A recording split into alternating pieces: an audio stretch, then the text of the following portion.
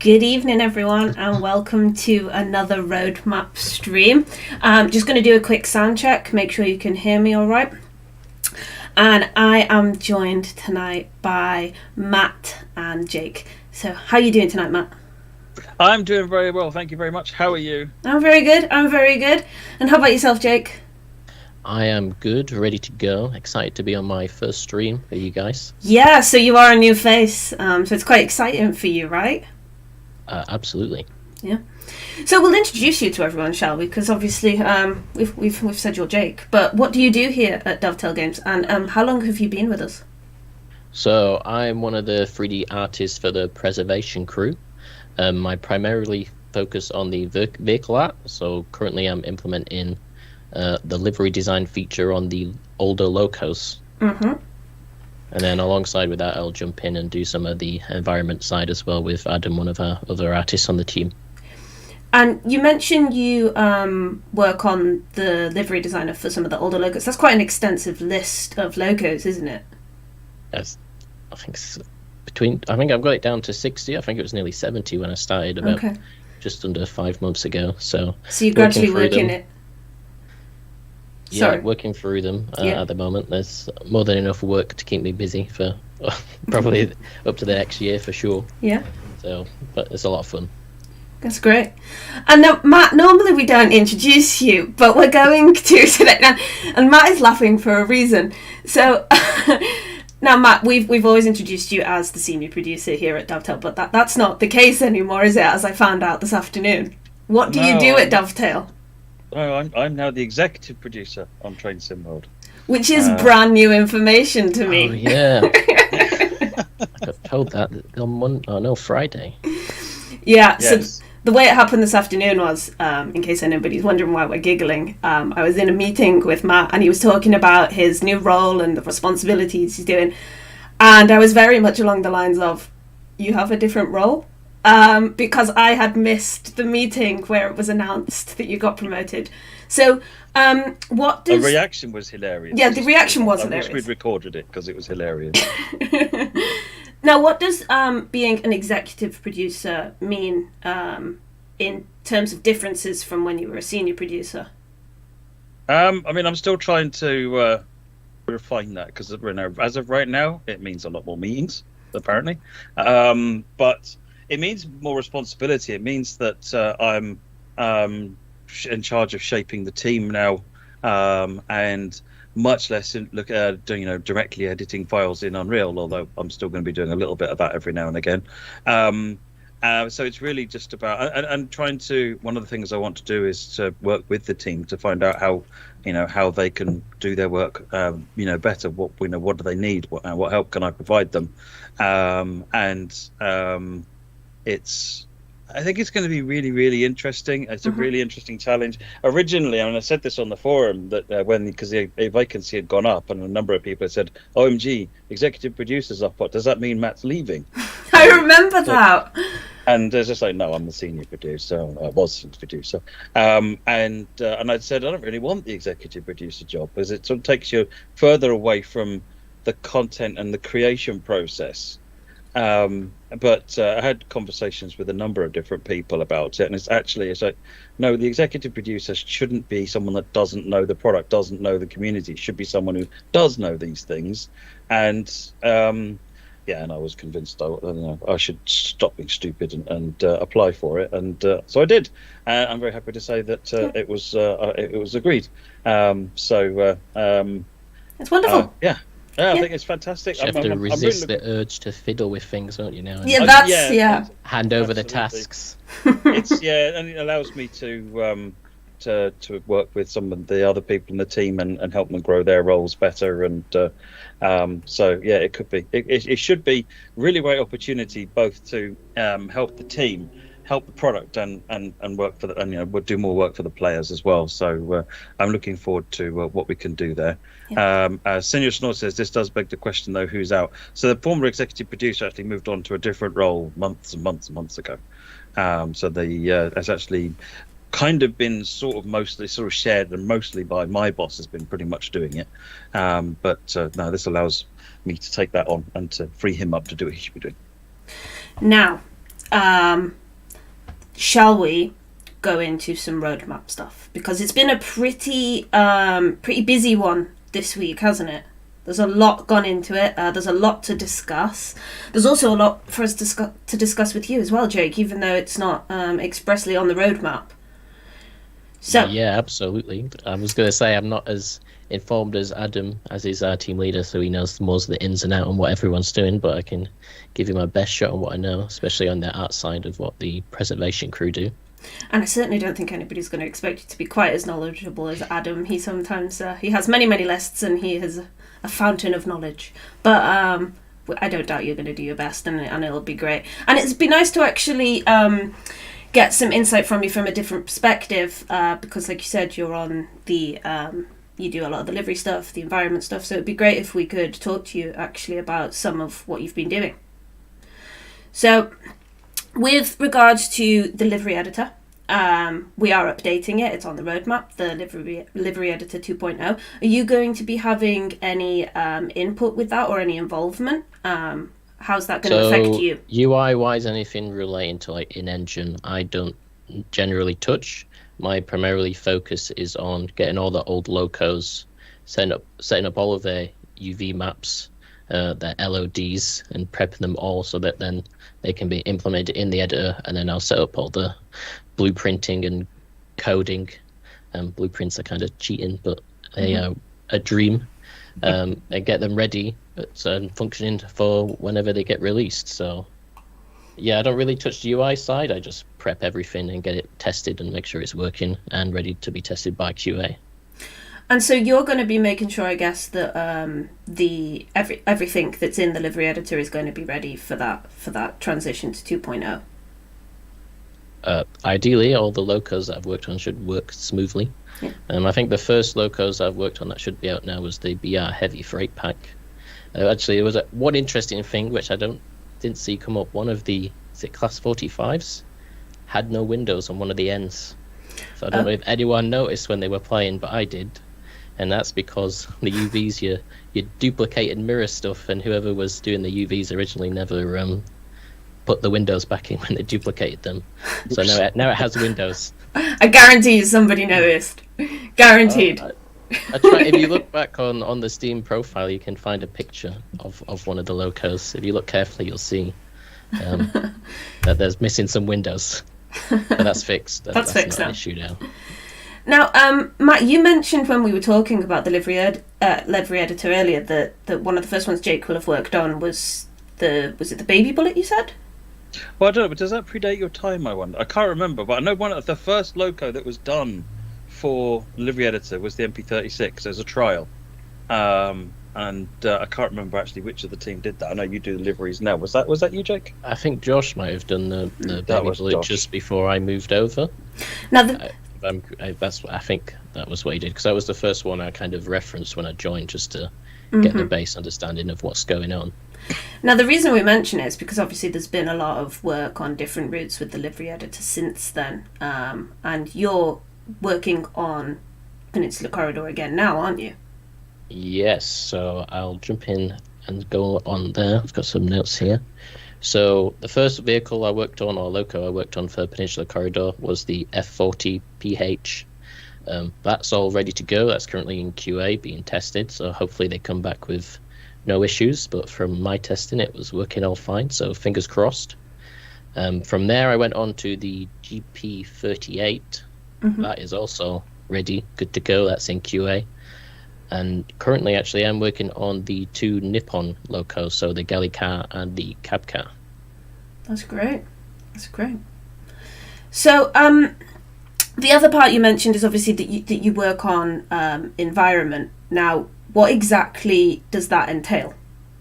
So that is like everything, anything and everything. So that can be from nav meshes for the little AI people to wander around on, make sure they're not feeling any suicidal thoughts and running on track or hopping off the back of areas they shouldn't be. But I also cover things like the railroad crossings. So I recently just ran through Peninsula Corridor, and they should have now fully functioning railroad crossings. That's been submitted and is in QA at the moment.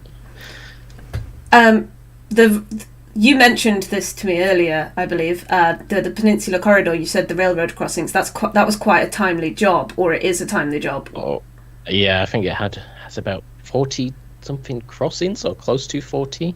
So I've gone in, set them all up, make sure you have to test the trains going through and make sure it opens and closes when the train's gone past, which can take some time because you got to spawn them in and make sure it works.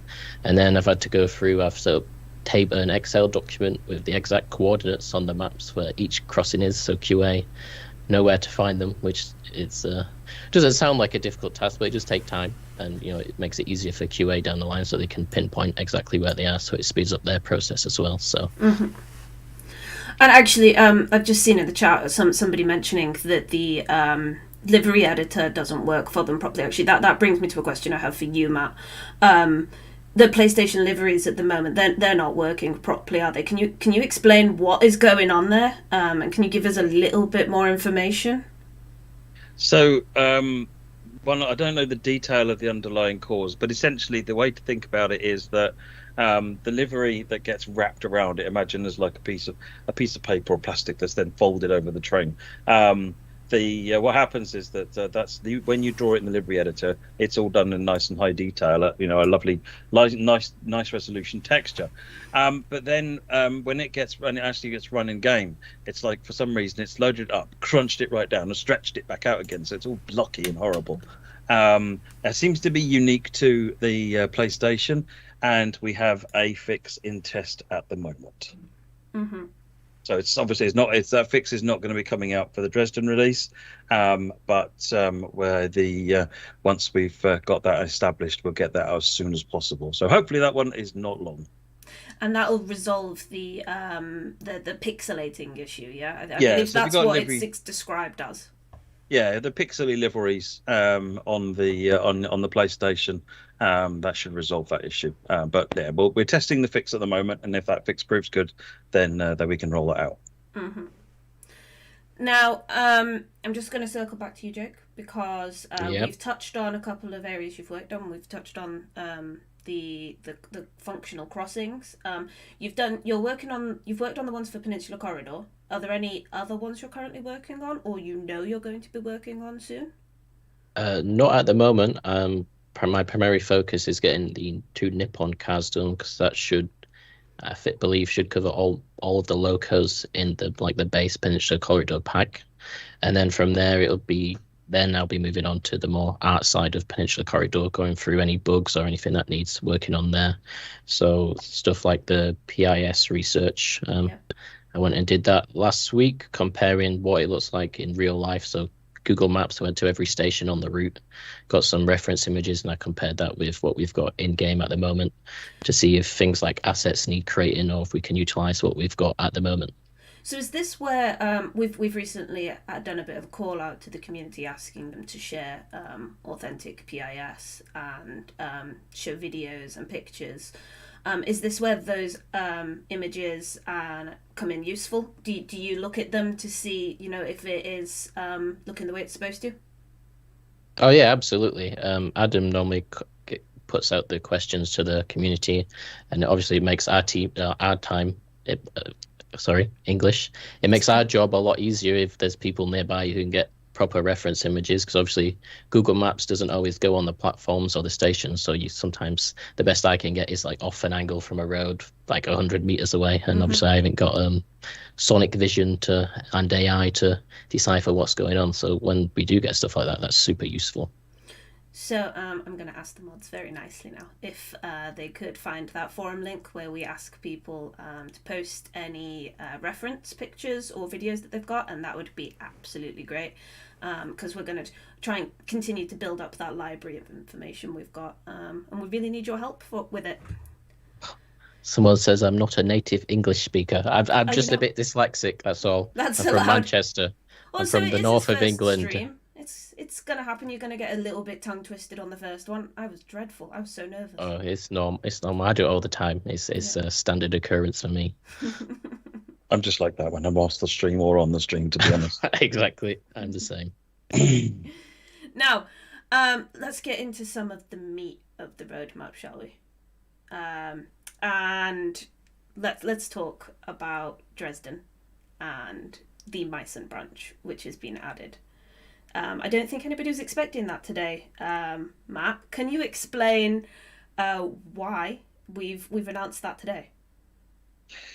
Yeah, so the sort of the history of the of doing the Meissen branches, and obviously we wanted to do it from day one, and for various reasons, as we've discussed in the past, that had to be pulled from the plan. Yes. But it didn't stop us wanting to do it, But at that point, we weren't completely clear on how we were going to do it. But it was like, well, let's see if we can find options.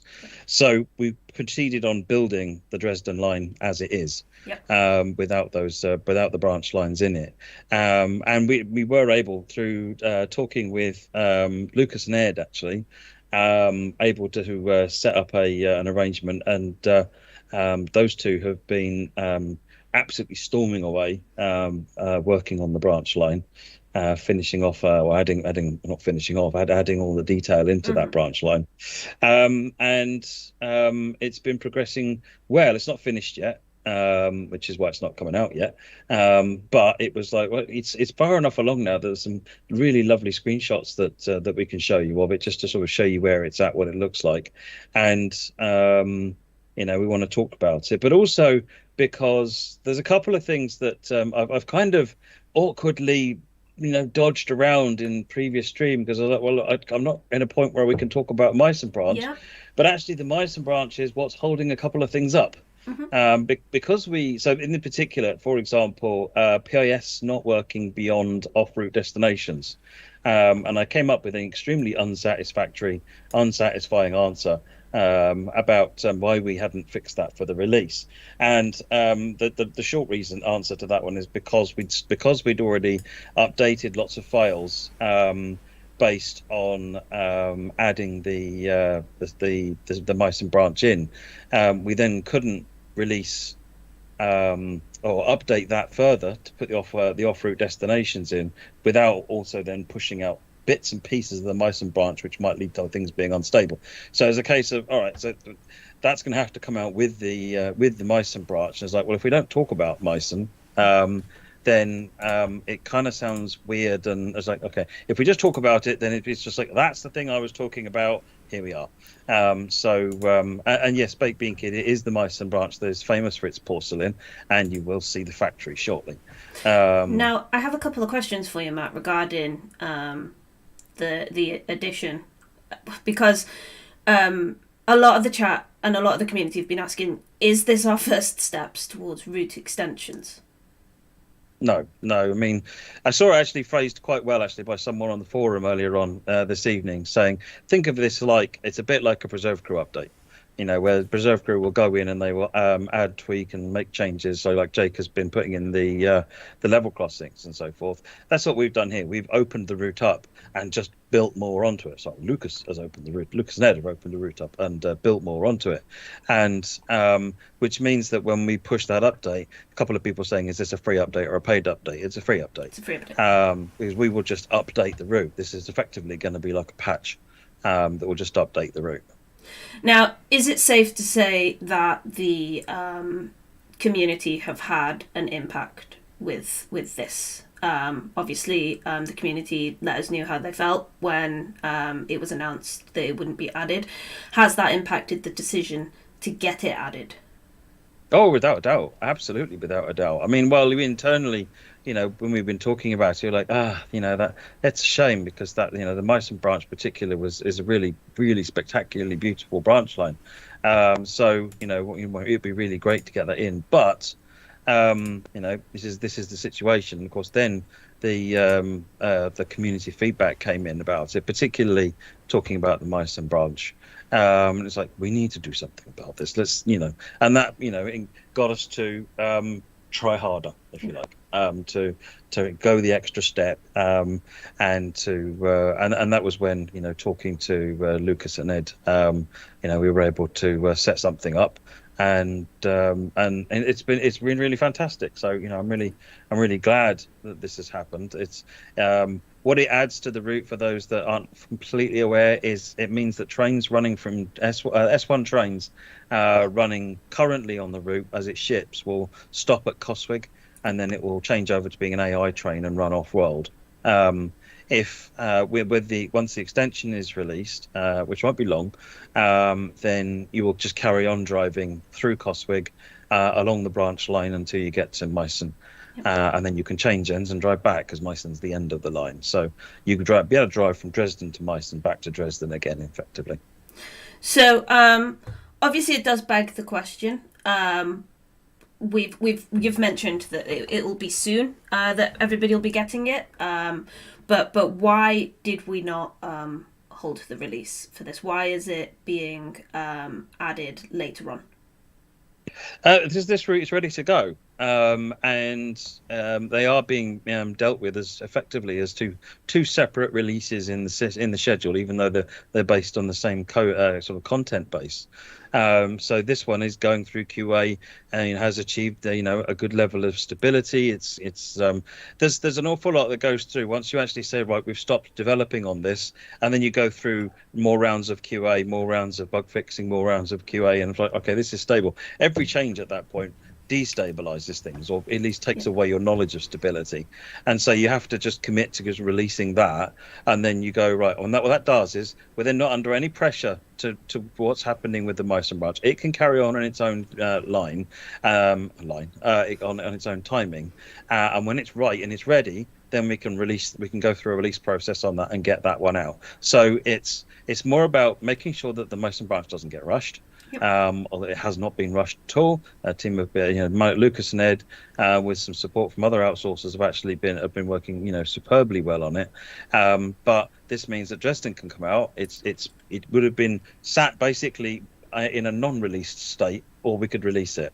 So it's going out and then it'll be updated. We're also going to take a look at the service mode. We talked about that previously, and then we'll also take a pass over any early feedback that comes in. So it sort of gives us an early patch window essentially for what we can try and get in there, but focusing on getting that Meissen branch out.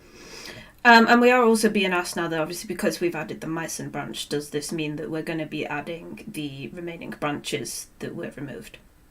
So the other branch that was taken off was the Dresden Airport. Yeah. There are certainly no plans at this point to put them in, but we didn't at one point. There were no plans to add that in. So what I would say at the moment is no.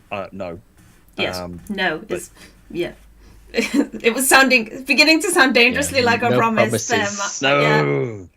Look, see, Jake even knows no promises. I've seen Adam get told off by Sam more than enough in previous streams. Now, we are obviously, everybody'd like to know, we keep saying soon. It's being worked on. It's been worked on. It's not going to be a long wait for the Meissen branch. So I think now would probably be a good time to show the screenshots, wouldn't it? So we can actually demonstrate perhaps how much work has actually been done on it so far. So yeah, I mean, one of the reasons I wanted to show the screenshots is just to give some people saying how long will it be. Well, see the screenshots, you can see this is not far away. Yeah, I will put them up right now, and then what we'll do is, Matt, you can talk over a few of them. There's quite a lot. I think we've got 14 screenshots, something like that. Well, I can't see the screenshot that's currently showing, so I'm just going to probably just ramble. They're going to loop round, so if anybody thinks they're too quick, they will come back round. But this is just images of the work so far on the Meissen branch. Yeah, so you can see one of the screenshots was Trobstahl. You can see one of the famous scenes of this route is crossing the bridge. So you can see that sort of blue gridded bridge that comes up in some of the shots. That's the one that gets you over into Meissen City. And Meissen City has this really stunning view where as you cross the bridge, Meissen's over there on the right hand side with the castle. Now, the castle at the moment hasn't been built and put in there, which is why it's not shown on these screenshots. Or being carefully structured to not show. So there's and these are all work in progress. I have to say there's some areas of these screenshots which are certainly not finalized yet. Yeah. So I just want to just highlight that. But this is where it stands in the dev build so far, and you can sort of see like the bit that was one of the screenshots has the level crossing on there. Just some really nice detail there. It makes you feel like it's all cramped. And then of course you get to the open space as you cross the river over into Meissen. It's really nice. There's one of the screenshots actually with a little river to the right hand side, and what looks like a factory to the right hand side. On my screen it's just come up, but that is the Meissen porcelain factory right there that we mentioned earlier on. So but yes, this is where we're at with it. As you can see, this is scenery across the entirety of the route. A lot of the work, I think the work that's going on at the moment is around Meissen itself. And it's so sorry. Jan, the route is ready for release. The extension is not.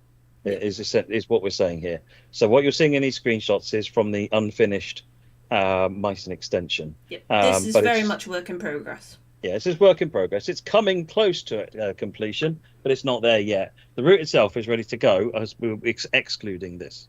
Yeah. But yeah, it's looking really good. It's fun to drive, and I'm looking forward to everyone getting hold of it, and it won't be long. Yeah.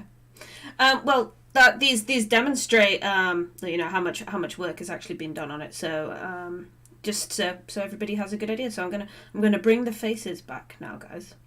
I want to send a big shout out to Lucas and Ed, who have been working on this, putting a lot of love, detail, and attention in it. Yeah. And this it's really good. Really pleased to where that's got to. It's worked really well. Yeah.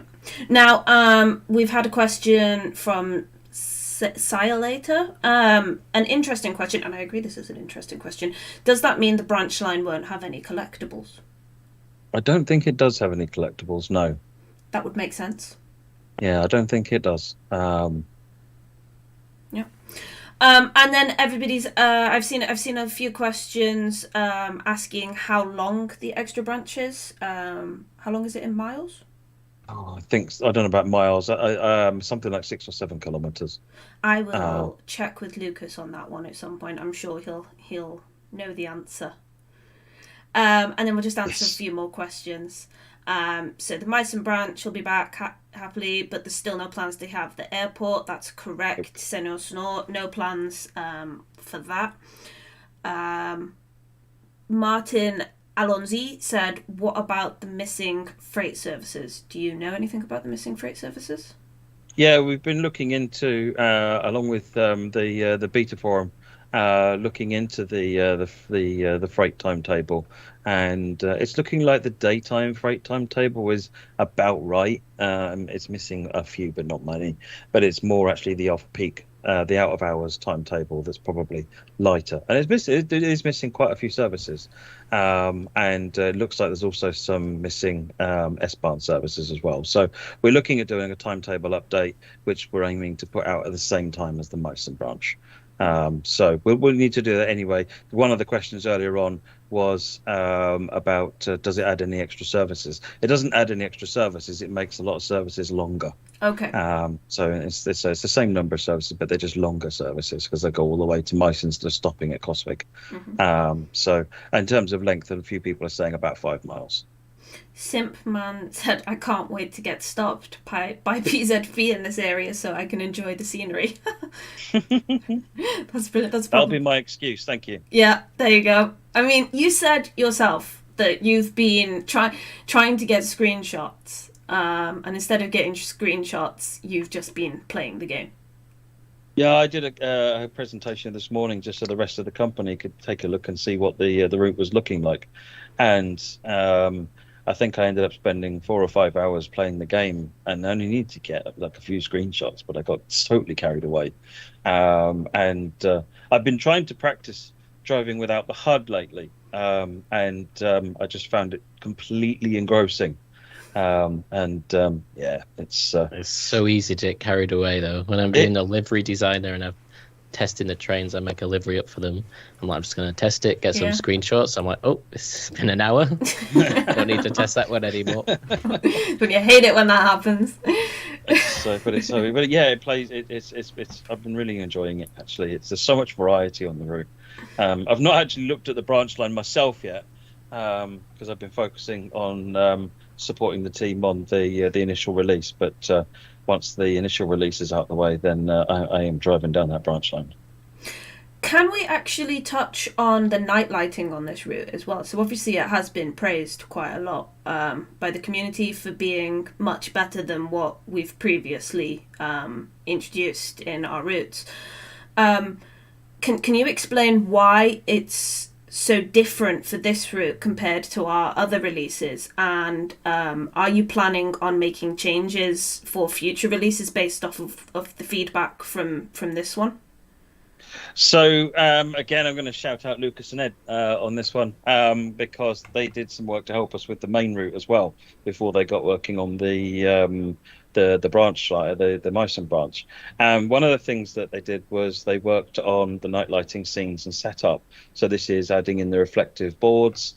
It's adjusting the entire time of day system and its lighting curves and so forth, and also placing lights, color tuning those lights and so on and so forth.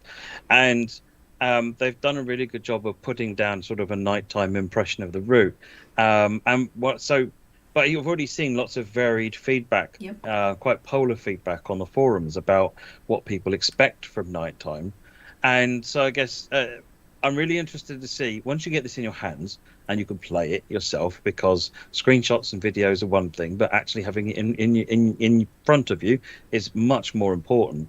Then have a look at it and provide feedback so that we can see, is this right? Is this the way you'd prefer to see it? Because, for example, do you prefer more moonlight so that the environment is lit up a bit more, or do you want dark to be dark? Right. It's night lighting is always very difficult as an artist. That's trying to find the right balance is near impossible because it's everyone has their own opinion on what they prefer. So trying to nail that perfectly is really difficult without feedback, I think.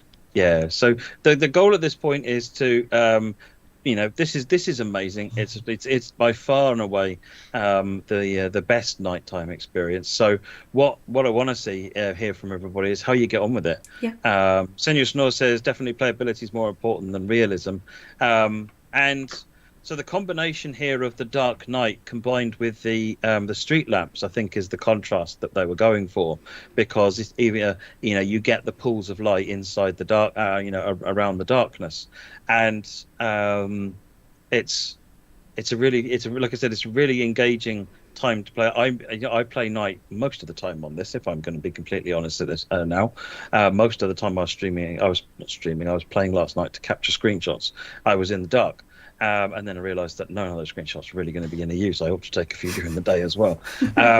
So it's worth, I've been really enjoying that. So it's kind of like, well, you tell us what you think about it when you get it, and then we can decide the right thing to do with going forward. So Ed has already shared a lot of the approach that he took for doing this with the team, and we can work out the right way of taking that forward. So at the moment, I'm not going to make any pledges or promises about what, when, and how, or what form it will take in future routes. But suffice to say, this was a really strong step in the right direction. We've learned a lot from what Lucas and Ed have done, and we want to try and find ways to take this forward.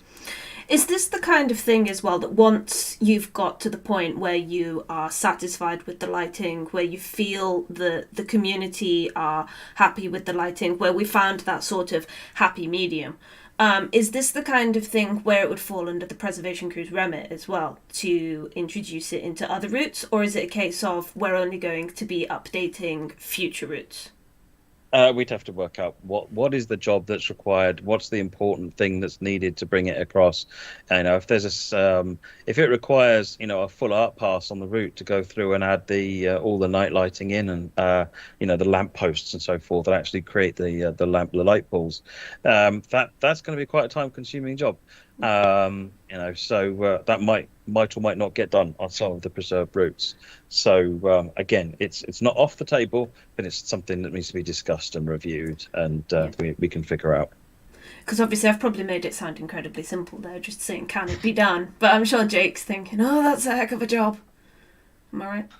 Yeah, everything is always way more complex than you'd imagine in game development. Even if it's just a simple light, it's because that interacts with so many other systems that you might break something else inadvertently. So you got to be careful with what you're doing and what you're tweaking, and see if it's worth doing. It sounds like you've had that happen before. That is a man who's speaking from experience, right there.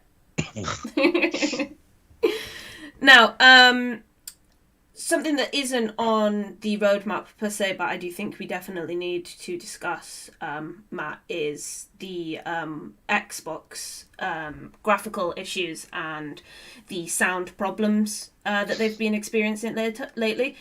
I would like to say that we've been aware of this since we updated to 4.26. And it's not a case of we've been burying our heads in the sand. As many of the community are probably aware, we had an awful lot of work to get PlayStation 4 users playing again and getting their DLC restored. And that's only really been fixed last week. So while that was ongoing, most of the team have been spending their time focusing on that, getting everybody playing. That was our number one priority, get people playing. And then since we fixed that, it's like, right, let's sort out what's been going on with everybody else. And obviously one of the high profile items is the issues the Xbox people have been experiencing. And understandably, it's been incredibly frustrating, and it probably feels like we haven't been giving it the attention it deserves. And I know on the forums, I've been saying to everybody, submit a ticket. And I feel like sometimes that feels like I'm asking you to bash your head against the wall. I'm not.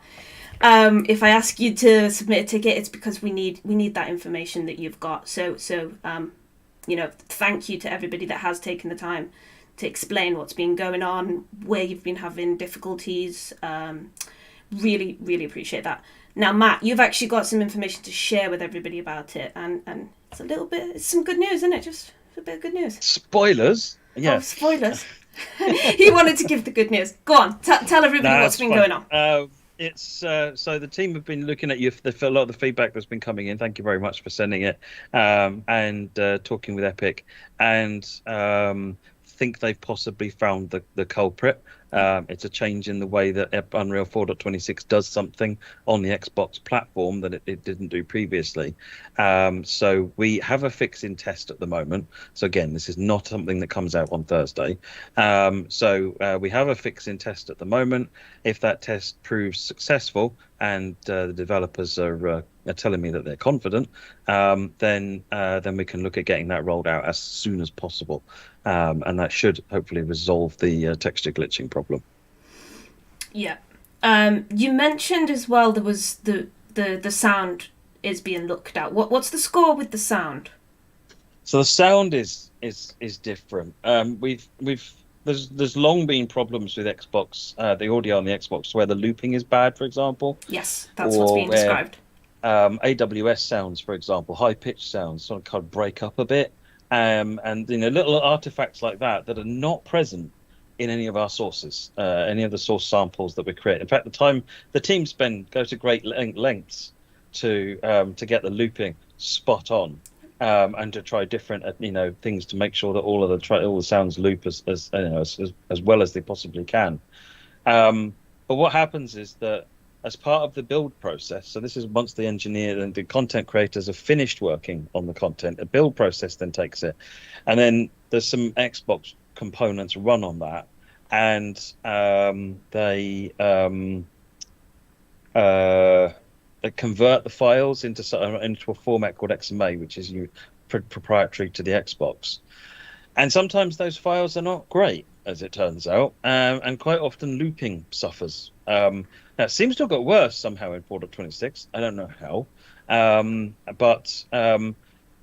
So fundamentally, the problem actually turns out to be this XMA system. So we have been doing having some communications. I mentioned this previously. We've spoken to a couple of other studios to say, we can't be the only people suffering from this. So what do you do?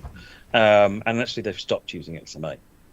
They've switched over to a different system which is available, and so we've started looking into what that is. Now that is a big job, It's a rebuild of and recook and redeliver of the entire game, and another 100 gigs of download, and it also changes the memory footprint of the game, possibly changes the CPU footprint of the game. It's not a like for like swap, but it should solve all the audio problems.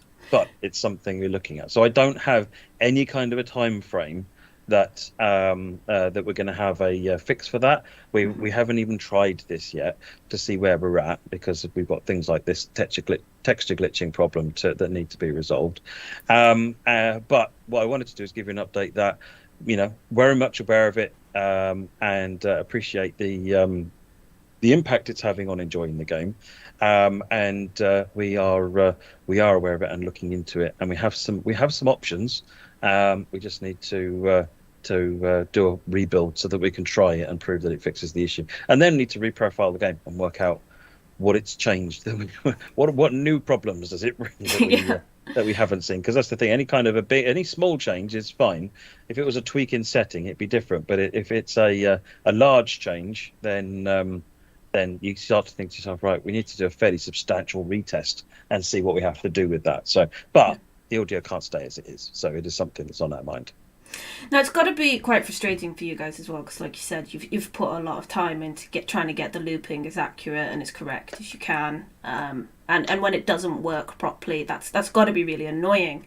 But I think a question from the community, which is a very understandable question, is how come this doesn't get spotted earlier? And what can we do to try and stop it happening? So obviously you've explained what you're going to be doing, but how come we don't recognize it until something's gone live? Sometimes it takes the larger test pool, because you're going from, with the best will in the world, I think we have 10 QA engineers, and sometimes we outsource and we get an additional 10, 20 QA. 30 people looking at a game versus all of the people that play the game out there is very different. And we also suffer from, same as anybody else, sometimes our consoles go faulty. And actually the problem we're looking at genuinely is a faulty console. So it's so we try and repeat it on another console, and it doesn't sound so bad, or it doesn't sound like it's a problem on that console. But then when it goes out, it turns out actually a large number of consoles are suffering from that. So it's difficult. It's really difficult, and it's something we do need to do better on. And we are constantly revising our processes to try and help identify these issues and identify the severity of the issues as well. Because sometimes an issue might be identified, but in our playtest, it seems like a really, really rare opportune chance that it will come up, and we've not got any. Sometimes when it'll come up once, and then when we try and repro it, we can't repro it, so we're unable to actually diagnose it further. Then it goes out, and 20% of people suffer from this problem, and that's terrible. And that's where your feedback, actually sending stuff in through tickets, really helps us, because that gives us that feedback, which helps us resolve it much more quickly. So yes.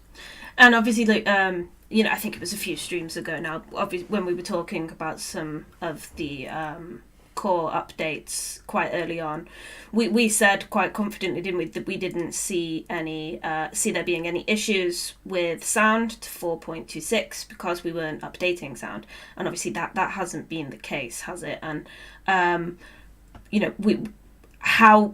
trying to phrase the question here, but what happened there basically? How come we didn't see it coming?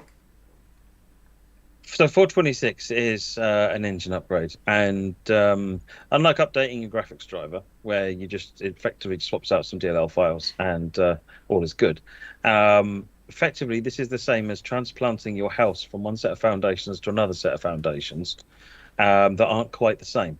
But they're not quite the same in ways that you don't even recognize until you put the house down there, and then you've got some guests into your house and you're looking around and they start showing you where all the cracks are. On the shelf, all the shelves that fell down because the supports are no longer there in this version, so the team actually do a phenomenal job of finding all sorts of things. So the 426 early builds were terrible; they crashed, they were unreliable, and the team did an awful lot of work of finding and fixing all kinds of issues, and some slipped through the net. in terms of either seeing them or understanding the severity of them. It's unfortunate. It's because it's a big deal moving the engines. We've had a large number of things that have changed. One of the anecdotes I told everybody about when we went from 416 to 423 was all of the signals on the ends of platforms and things like that, where there should be a light, turned into a car. I mean, who could have predicted that? I mean, it's just... Yeah, where did the code think it... Why would the code think that's what you wanted? I can't even remember. It was explained to me, and when it was explained, it was like, oh, really? Okay. But it's one of those things that you run the game and you're like, what the heck is it doing now? And it's just because things change. Unreal, Epic, they do a really good job with Unreal, but sometimes they break stuff, as well as they improve stuff. And it could just be even they're optimizing their code for, say, how lighting works. They don't put it in what's been improved on the new version as well, but it indirectly will affect some of the lighting in the engine and stuff as well. Well, yeah, I mean, it's because part of the problem is because Unreal is such a big code base. It's it's incredibly powerful, incredibly flexible, with all of the changes that go on, and they do an awful lot of work between Unreal versions. The amount of change in Unreal is phenomenal, which is cool and gives you some really cool benefits. Whereas when we make a change, we make the change and test it against our game. When we take an Unreal Engine change, we're taking in thousands of changes that have never been tested against our game, and some of them are quite big, substantial changes. You see the performance benefit. Well, that doesn't come by someone tweaking a line of code. That comes by someone taking 10,000 lines of code and rewriting it. And when you do that kind of thing, bad stuff happens, and it's not always obvious what that bad stuff will be. So it's it's unfortunate, but again, the team, we're trying to improve our processes to pick stuff up quicker and understand the severity of things better, and improve things as we go. Now, Rafael Medeiros asks, Boston fix, when? So this is something else I've seen from the chat as well. There's been a lot of questions surrounding the updates we said were going to come to Boston, so some of the FPS issues.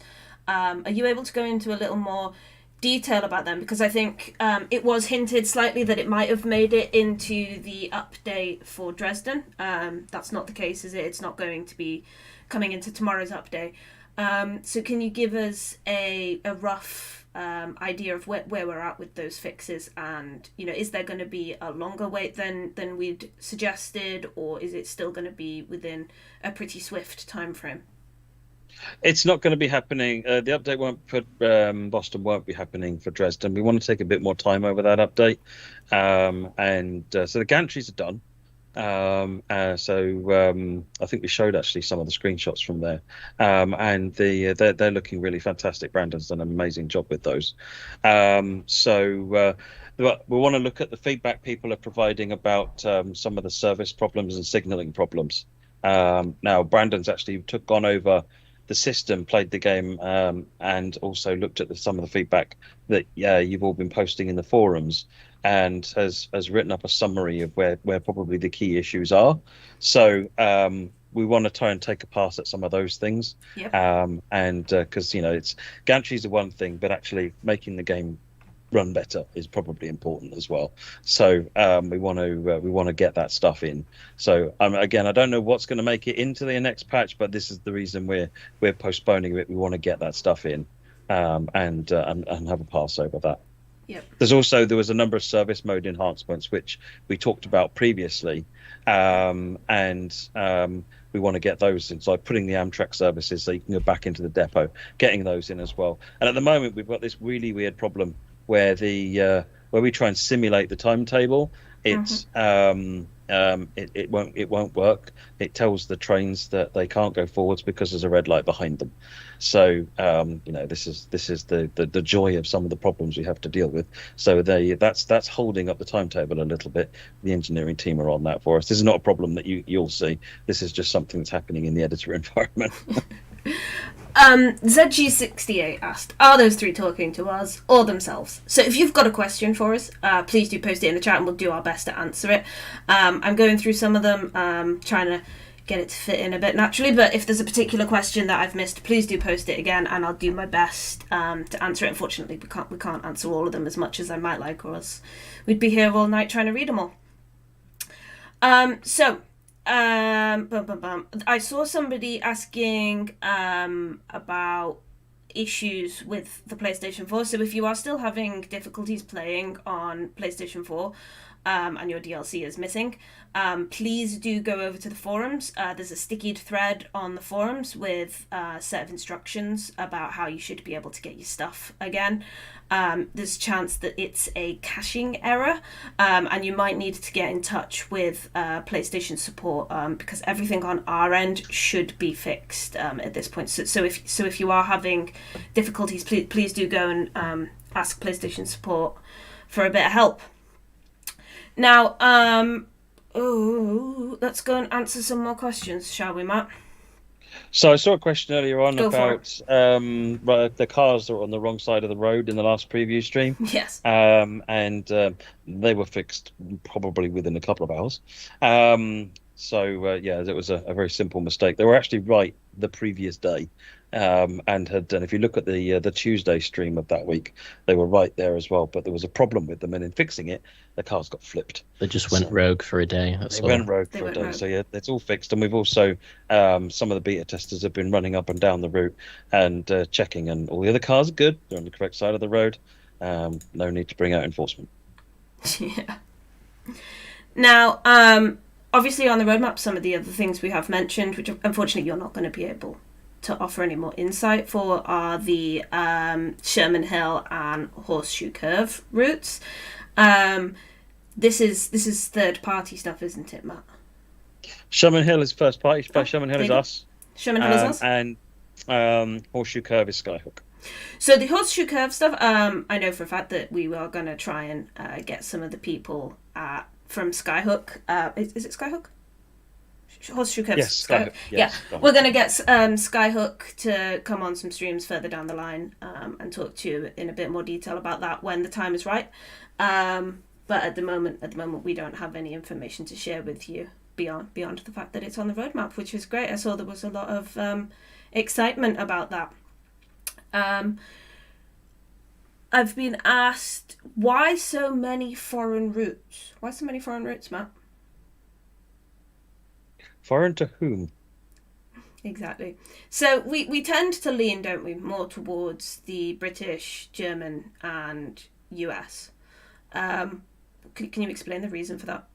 Yeah, so our team have a knowledge base in how railways work in those territories. We have, because we release routes in those areas, we also, means, the player base are predominantly in those areas. And to become someone, to be able to create a route in a different country means learning all of everything about. So as much of an expert as you are in another country's railways, all of our team has to become an expert in that railway to produce a train simulator based on it. That doesn't happen overnight. Once you've always got once you've got knowledge of how the railway works, you've then got to get access to it. You've got to get licenses for it. Now, licenses can, in some cases can be no problem. In others, they are more of a problem. It's not the main blocker by any means. You've got to get over there, got to get reference photos, but you've also got to build up a new asset library for the route. Generally, usually you go to a different country. Quite often, you can't just use the same trees. You can't just use the same buildings. All of your background scenery has to be rebuilt. So the cost of that first route is significantly higher. There's a lot more time to build a route like that and to get it to the right level. No, none of these are the reason not to do it, but they are the reason that it happens a lot less often. We have done other countries. We did the French route, so there's other stuff that's going on there, and the team are keen to look at other countries, but at the time, that's okay. At the time, sorry, at the moment, the team are focusing on UK, US, and Germany. In fact, someone just mentioned Canada, and actually, it's amazing how different that was to North American route, to sort of USA route.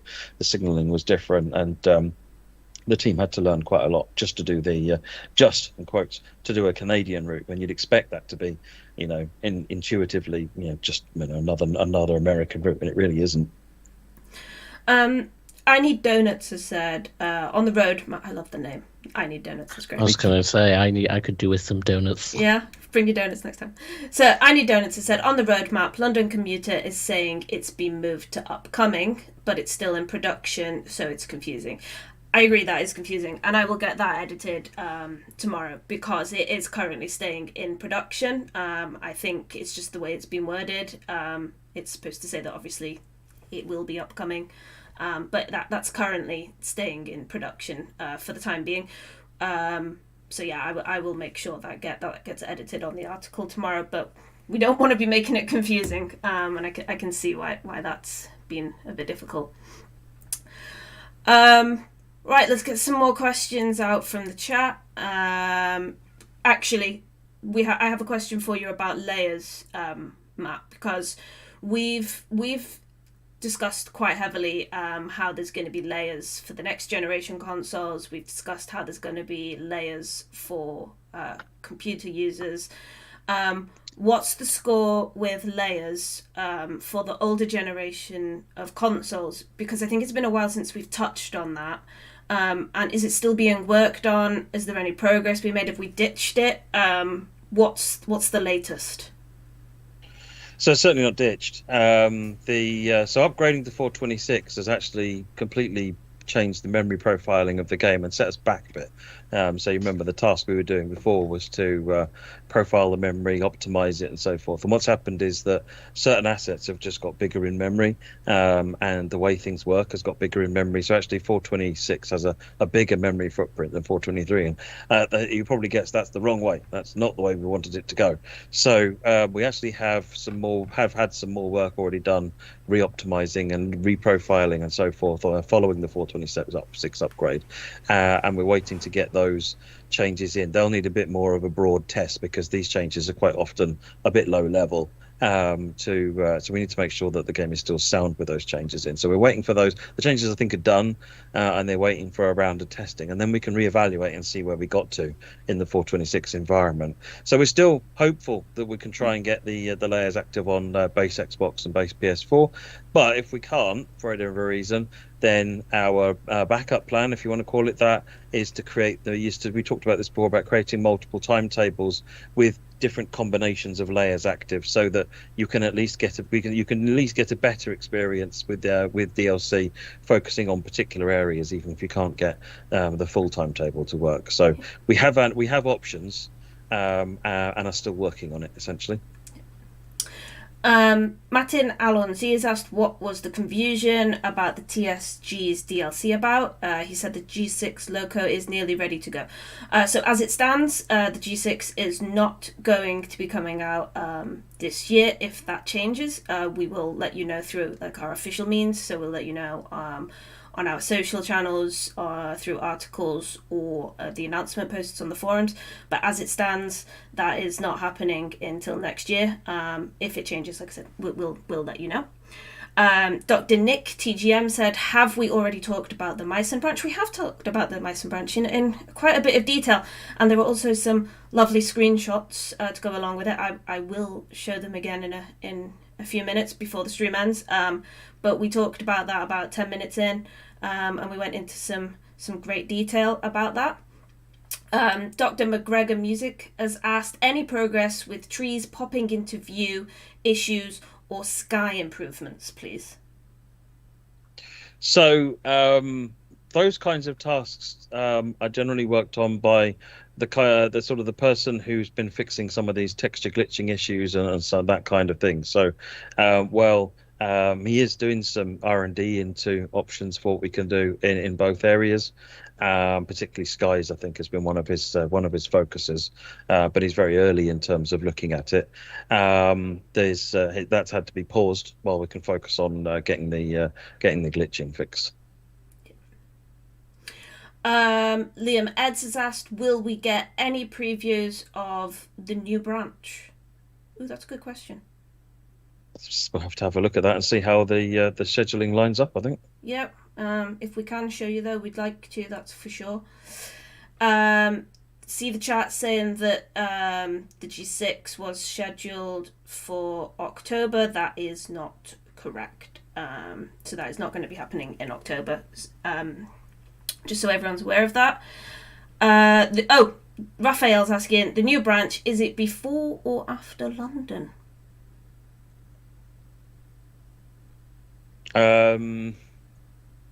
Careful should what you be. say. Well, I think we're aiming for no later than London. It's that if we say that it'll be out by London, whether that means an update between or actually as part of the London update, but in that kind of timescale. So we're not talking very long. Mm-hmm. That's great. Right, let's see if we can get a few more questions. And if anybody's got any questions for Jake, sorry, Jake, it hasn't been very heavy on you tonight. Stuff. I know. So, have you seen any questions you'd like to answer? I haven't seen anything focused on preserve collection stuff. If anybody's got any preserve collection questions for Jake, please do ask him because he's full of knowledge as well. Is the scope of London likely to change based on the Dresden development? No, because nothing was taken. No, we kept the branch line in going from Red Hill to Reigate. So that route is as originally planned and is going ahead completely and doing well. And we do have a couple of questions for you now, Jake, because I know I can see some. Yeah. Okay, so I'll give a roundup of livery what I've been working on at the moment, case any missed it at the start. So the first lot of livery designer stuff that should be out now is the BR Heavy Freight Pack. That should be out, I believe. And then at the moment, I'm working on the Peninsula Corridor locos. So we've got 2 in testing at the moment, those being the F40PH and the GP38. And then currently this week, I should be finishing off the 2 Nippon locos. So that's the galley car and the cab car. Yeah. That's great. You've been asked, do you know anything about when Great Western Express will get updated? All I know is I'm working on Peninsula Corridor and Oakville subdivision at the moment. Adam's keeping it all hush-hush so our scope doesn't get too out of hand at the moment. Focus our tasks and get them sorted first. I think. You're working on the DLC Peninsula Corridor as well? The DLC? The MP15 and the MP36? No, I'm not working on those. That's with the main train team. Right. Okay. There you go. When will the East Coastway crossings be done? So again, that falls into the same category, doesn't it? You're not working on that yet. No, not at the moment. So I think we've covered a lot of what we needed to tonight. Let's ask a couple more questions. Will Signor Nord get more services, please? That's from Joseph Joestar. There are no plans to look at that. Okay. What have you been focusing on for Oakville, Jake? I don't start anything on Oakville till next week in my schedule, so I'm not going to say anything just yet. I don't want to say stuff that I'm not supposed to. I think you can give us a little bit of detail of what you're going to be looking at. I don't quite know yet. You don't quite know? Okay, I'm just focusing fine. on the livery, so you guys can make all your trains look really nice and have fun painting them, doing all sorts of good stuff. I'm sure you'll have fun painting the Nippon, because I like to compare them to like a kind of Soviet tin can. Yeah. It's kind of what they look like to me, so you can make them actually look really nice. Mapman2 asked, in the future, will we be able to customize the interior of trains in the livery editor? That would be brilliant. Can that be done? Is that something that you think could be done, or is that way beyond what you know? That is a lot of work. Yeah? A lot of background work. Yeah, I mean, anything is possible in the fullness of time. There are no plans for that feature, but even if it was just an upholstery designer or something, so that you could just, come up with the moquette of your dreams, and it appears on the coat on the seats, for example. There might be some options to look at, but we're not looking at anything at the minute. Mm-hmm. Factor 41 has said, is the pixelated custom livery issue on PS5 being looked at? It is. We did touch on that earlier in the stream. I don't have the exact time for it though. But if you look back, we do touch on that and go into a little bit of detail about what's gone on there. Let's have a look. Oh, another thing I wanted to share. I don't know it. if any of the people know, but the preservation crew are starting to pick up some of the mastery for the routes and the older routes. I don't know if any of you guys saw the Cathcart mastery that was actually done by the preservation crew, so me and Adam. So hopefully we can add some more fun little rewards for you guys for getting all those challenges done. I thought that UFO was awesome. It was, yeah. The was UFO just was fantastic. It was a lot of fun to make as well. Are you able to give anybody a little bit of... Do you know the reason why it was a UFO on Cathcart? For anybody that's probably thinking, what on earth is a UFO doing in my simulator?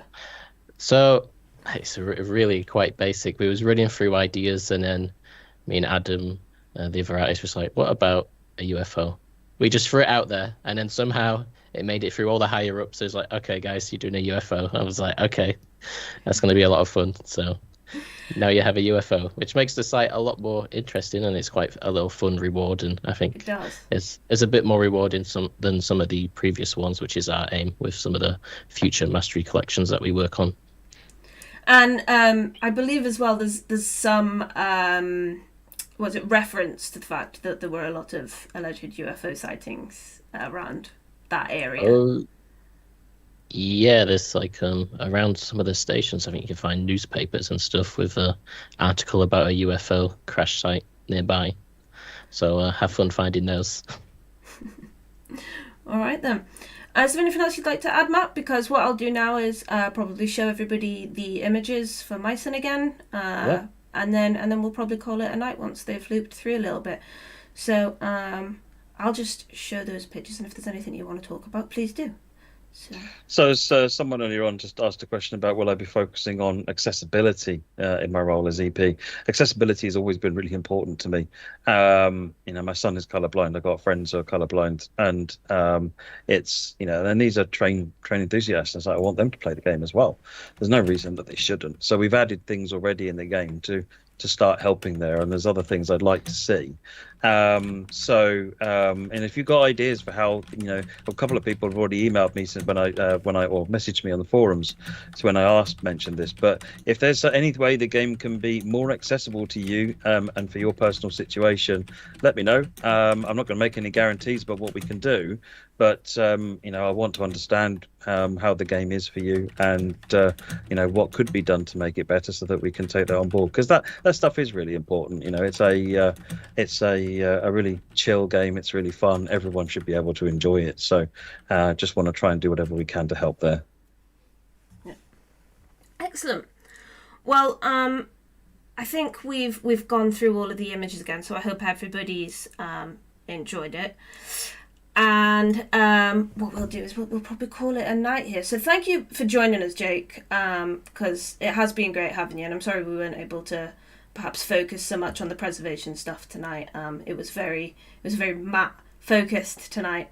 But it's been great having you on. I got a lot of attention at the start. It was a lot of fun. You did get a lot of attention. And I hope that we'll have you on stream more often after this.